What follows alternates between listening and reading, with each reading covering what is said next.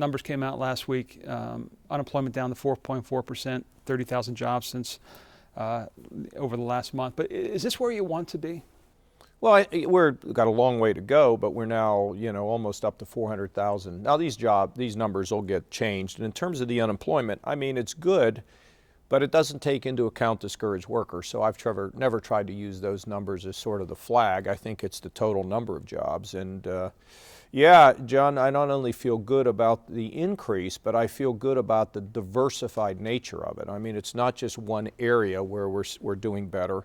It's many different areas, and that's really part of the strategy, because if part of the economy goes down, the rest of it can be sustained. So, but look, we got to keep going. I mean, we just got to keep growing. But Ohio's really back now, which is really great. Yesterday was the one-year anniversary of the police shooting of Tamir Rice, and it was one of the things that led to the creation of the Police Community Relations Task Force. Where do things stand with that? Well, we've done a number of very good things. We now have a statewide policy on the use of deadly force, a statewide policy where they've got to start putting into play their recruiting and hiring practices, and we're not done with that yet, because come down the road, we're going to try to fully integrate police with community so that community can understand the problems that police have and police can understand the grievances in the community. And I think, I just had a meeting today with a number of the ministers here in Cleveland. We got to keep pushing. It's a statewide effort, and John, I think again this is an area where we lead the nation in terms of trying to get everybody together and on the same page. Yeah, you and Governor Christie are the last two sitting governors in this race for the White House. Is it tough to balance? How do you balance the governing and the campaigning? Well, my number one job is governor. I mean, this is what I have to do, and this is my number one focus. So that comes first, and then whatever I do politically comes second. But I hope that Ohioans know I talk a lot about Ohio, about our success, and I'm going to keep raising the bar as much as I can, and not engaging in tactics that would may get attention, but isn't something that makes us all feel better about who our governor is, which happens to be me. The polls show that terrorism has risen to number Sure. one among concerns. Governor or President Obama, he's downplayed the impact that he thinks ISIS can have here in the U.S., saying yesterday in Malaysia, they're a bunch of killers with good social media.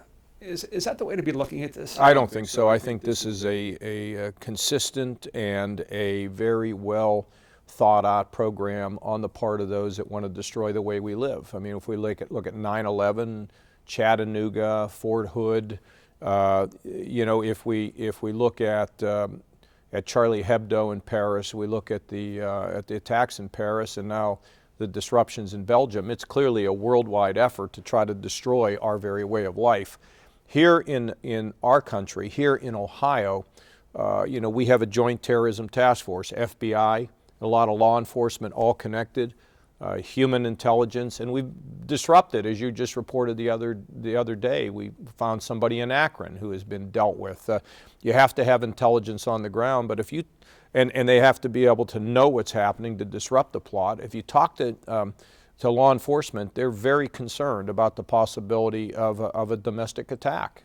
Donald Trump backtracked a little bit from his standpoint on the registry, the Muslim registry, but not entirely. I mean, I'm not for a Muslim registry. That's not who we are, and it's just not a good idea. It will further divide this country, and just because you're Muslim doesn't mean you're an enemy. What we want to do is make sure we have the intelligence to find those people who actively want to engage in trying to harm us. But to just call out a certain group of people, I just think is not responsible. You've resisted going after your opponents or their policies in an effort to get your message out. But what was it about Donald Trump, Ben Carson even, that made you say enough? Well, because you can't come out and say we're going to make Medicare optional, or we're going to get rid of it, or we're going to deport 11.5 million people and divide families, or we can just let Russia take care of ISIS and we don't have to be involved, or we don't care what happens in Ukraine. I mean, at some point you got to say, these are not ideas that make a lot of sense, but at the same time you want to tell people what your ideas are, and it's nothing more than that. Some of your supporters Senator Voinovich, Betty Montgomery put out statements today in advance of Trump coming to Columbus. Senator Voinovich said that his rhetoric has been egomaniacal, inflammatory, and divisive. Betty had said that as an American, Donald Trump embarrasses me. Does the thought of a Trump presidency, honestly, scare you? I don't even entertain the notion. See, I've learned how to keep my answers short, John. You're not like you used to be. It's part of what I've learned. You used to give me good answers. Yeah. Well, listen, that's as good as we can do, and you don't want to get ahead of yourself, you know, and there's no reason to go there. I think at the end of it all, experience will matter. I think at the end, people look at the challenge of national security, and they look at a weak economy, and they say, who's been able to produce? And, you know, poll numbers go up and down, and some poll numbers, I don't know who they're polling. Are they polling all voters? I mean, you know, what it really gets down to at the end is who shows up to vote. And in that case, I think we'll be very competitive. And along those lines, we were having a conversation before you got here. I look at the marijuana numbers in Ohio. It was up 44% in October. Quinnipiac went down 2-1.